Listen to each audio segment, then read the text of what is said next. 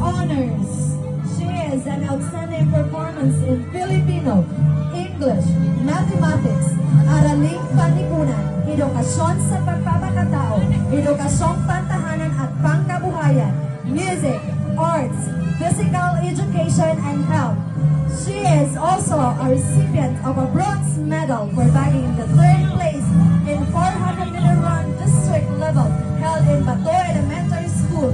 And she is also a recipient of a bronze medal for bagging the third place in 400-meter hurdles division level held in Toledo National Vocational School.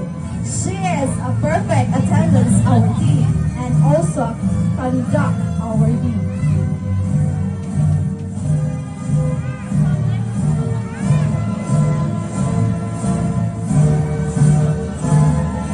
Silvestre Vanessa Latorza.